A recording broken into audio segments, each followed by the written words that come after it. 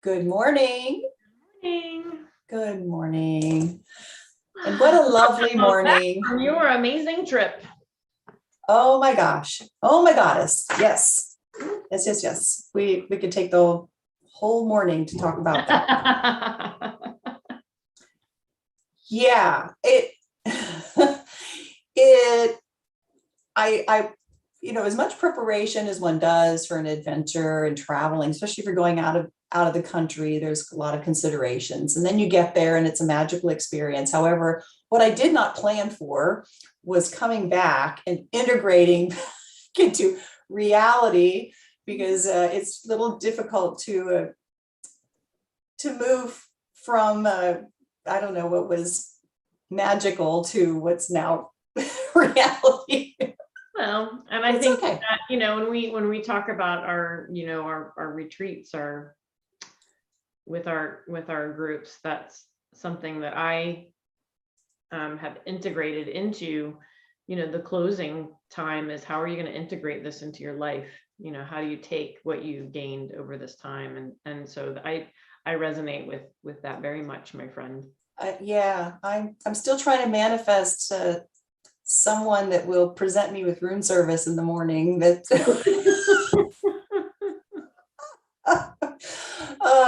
Yeah. yeah, but that's okay. That's all right. It was a wonderful time of rest and renewal and reconnection with my soulmate. Not that we really needed to reconnect, but we'd been kind of, during the pandemic, you're together and you just develop this pattern of just, they're there. And so it was great. It was everything and more. But Awesome. I'm back. I'm ready to talk about our goddess this week, because she's super awesome for, I think, what a lot of people are going through. Well, This bring it on, season. sister. Paivatar. Yeah.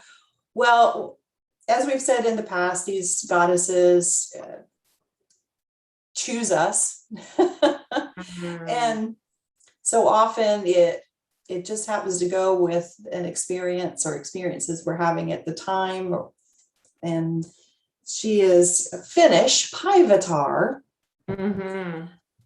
And the Finns apparently have their whole, just like the Greeks and the Romans and all, have their own mythology. The Finns, even though they're kind of in between other cultures, they managed to create their own like language and mythology and all of these things. And so not known to a whole lot of people. There, and a lot of it's in poetry. So there is a poem that I won't read it, but it kind of describes the whole story of Paivatar. And but the theme is release, and it is basically, let me just read. Entrapment and release are the themes of Paivatar's story. And essentially, I'll read a little bit from what I've able to glean. Paivatar lived in the sky, and essentially what happened was they went totally dark. The sun like disappeared. And so, and I'm thinking kind of like in Iceland and Greenland, how, and even Alaska, where you have very times of the year where it is really dark, there's no light. Well, essentially their whole region there was in the dark, and they were trapped, and they were tired of this. We need to find a way to bring the light back. So Paivatar comes in, and she has a child, and she's rocking this child, and it's burning. It's starting to be really hot. She's like invoking the fire of the sun. And it's so hot, the baby drops from the sky through a bunch of layers, and then gets trapped in the earth, basically. And so there's she found a way to capture light, but it got stuck. It's trapped. And they're thinking, okay, how are we going to get this light to emerge? And I don't need, I mean, the story involves all these other characters. It's a poem, it's a saga, it's, this person does this and this person does that. And they finally managed to bring this light out of the darkness, out that's been trapped, and free it so that they now have the sun and all that wonderful warmth. And the Feast of Paivatar that is during the winter solstice. So it's appropriate because we're coming in the winter solstice where the day is super short, and a lot of us feel like we're trapped in the dark. So it says the Feast of Winter Solstice is the appropriate time to celebrate the release of the sun from its imprisonment in the grip of winter. Paivatar's myth clearly connects with the winter solstice, when the sun seems to be deliberately hidden from those of us on Earth who need her light and heat. Entrapment and release, these are the themes of Paivatar's story, and they're not themes are they not themes that we can all relate to? Right. Have we not all endured periods where we feel trapped, only to be freed into joy and movement again? It's just, how do we do that? And there are lots of tools. We'll be talking about those, but I'm just thinking of a lot of us are reflecting on the past year, and maybe we thought a lot of great things were going to happen. We had just been left in a pandemic, but we still feel trapped. It's like, how I do I can move resonate forward? with that very, very much. That seems to be exactly like nail on the head what I have not been able to articulate in a couple different conversations over the last few days. So I think that it's very timely that she's coming to us at this point in time, which I think is always the case. Every goddess that we are gifted. Right. And we've been nurturing we know there's something inside that needs to come out and into the light, bring light and heat and fire it up and all that. And this time of year, we're just thinking, a lot of us are thinking, okay, January 1st coming out, I need to have this plan and all this. Well, not so much. We want to think about how we can release that. And so that's where we're all. Yeah, I think that's a really pertinent observation and perspective of not only where we are for this time of year, but I think where we are for this last 2 years. There's a lot of reflection that I'm taking on how I processed the whole experience of the world shutting down, and where I am now. It was almost like that I didn't process what was happening until now, almost 2 years later. It's like, feels very much so like a lot of things are coming up for me that were coming up for others when things started to close down in March 2 years ago. So there's this curiosity, or this exploration of what do you do next? How do you move forward now that things are a little more settled, a little more, this is the new, this is where we're going to be for the unforeseeable future. This is how things are going to run and operate. And I'm not saying on a global level, I'm talking about just my business. Okay, so this is the new, this is it. Like, there's no more having to figure it out. Now, this is where you are. And my ego has been really stirring up some questions as to whether or not that's where I should be. And so that then turns into, some chaos for me. And so one of the things that I value in the work that I do is recognizing that I am human and that I'm having this human experience and that I don't have it all figured out. So even as a guide, it's more of a, hey, listen, I'm journeying alongside of you and I'm going to have my own turmoil. I'm going to have my own struggles and I'm going to have my own work that I have to do. And I feel like I'm squarely set in that right now. So there's been a little more withdrawal for me because I do need to get with myself and allow myself to feel what I'm feeling and process through that. And there's more change that's happened for me in this year, transition of the parenting role from parent of a child to adult child. Yeah.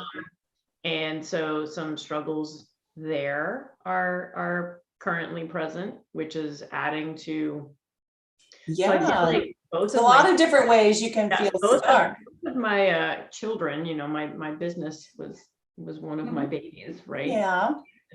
And they're both about the same age.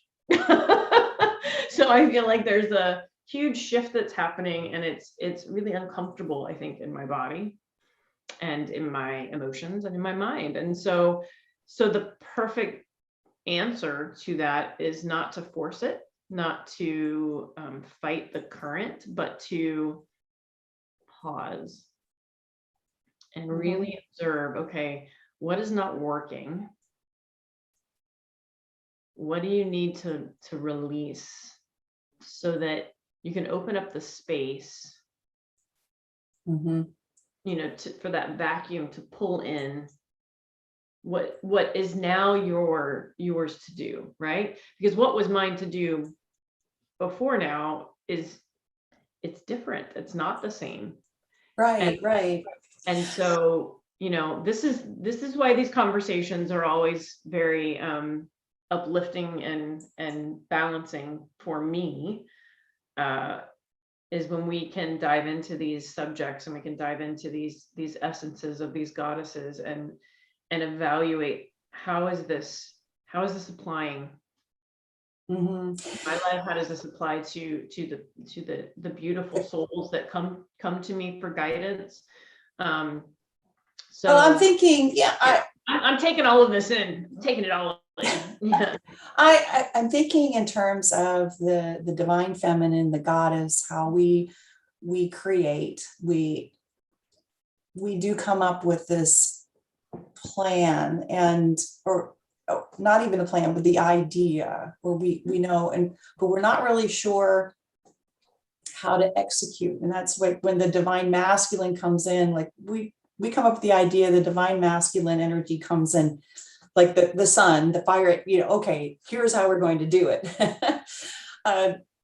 So we're kind of in that divine feminine gathering, letting it sit, but it feels trapped in some, either relationship wise or like job wise, like a lot of us, like I need to earn some money. I need to go forward. What is it that the career path I was on, or what I thought it was, just stuck.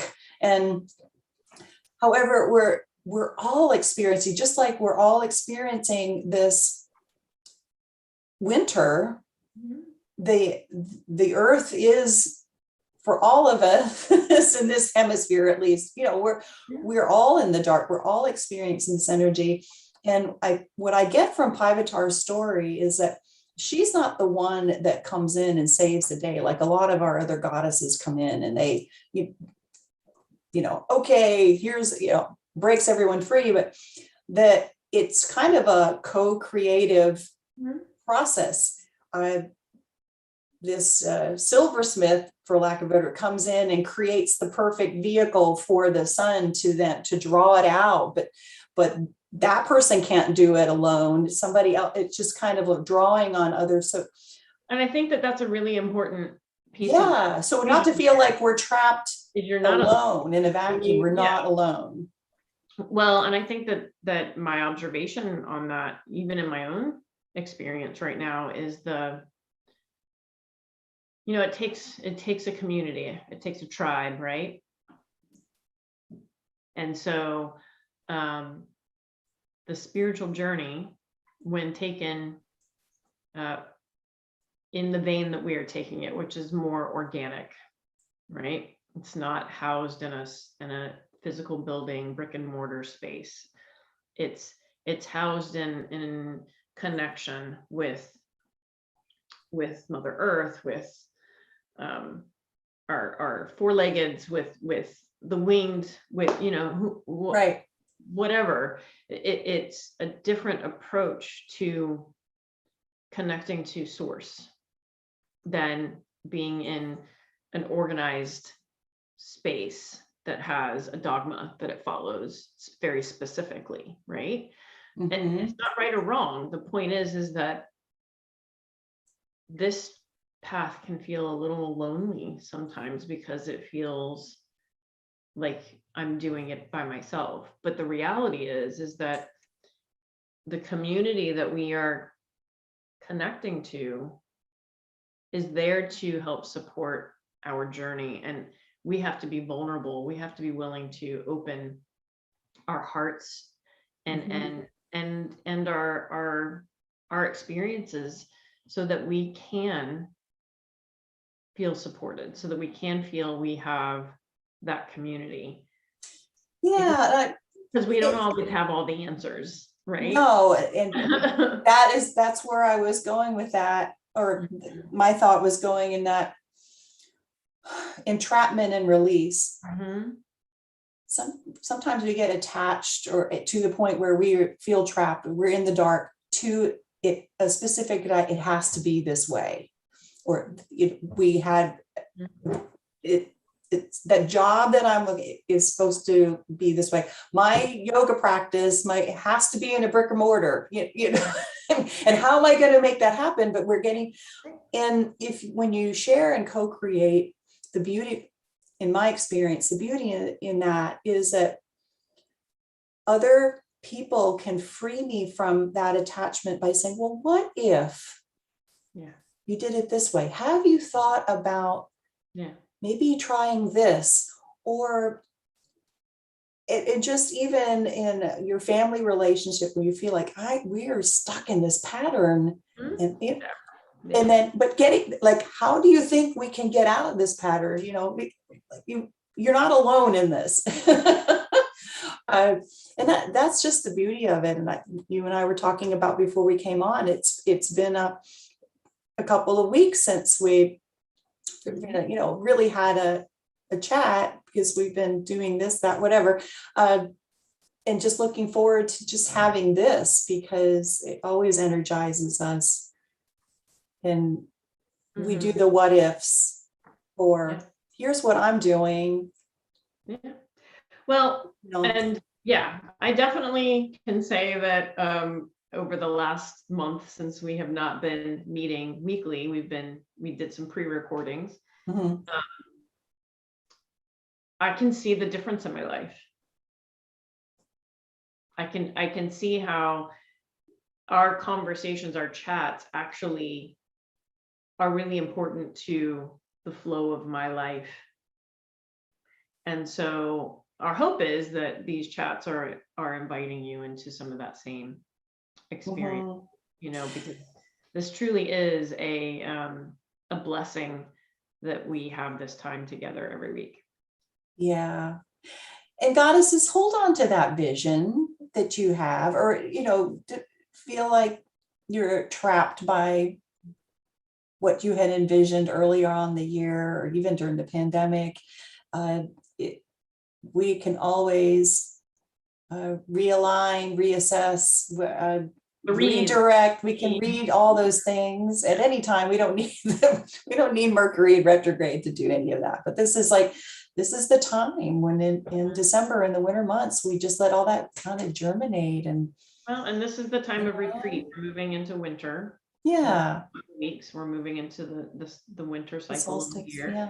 Yeah. And that is the essence of this time of year, is to is to go inward, is to pause, is there's not as much action, and that, you know, there's not as much sun because we have shorter days. And so it's honoring that energy within yourself.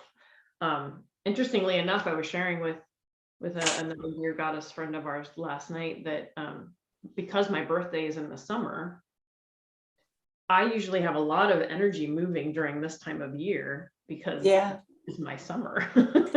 that's true. By Yeah. my birth date, you know, this is that energy is what I typically experience here. So to not be experiencing that has been very disarming. It feels very uncomfortable. So it's for a reason, and I'm not sure what that reason is right now, but I know that the answers will come as long as I allow myself to just be and experience this as it is coming. So. Yeah. Well, and as the moon goes through its phases, it always returns. Did the sun, sets, but it does rise, and we just embrace that whole cycle. This too shall pass. For sure.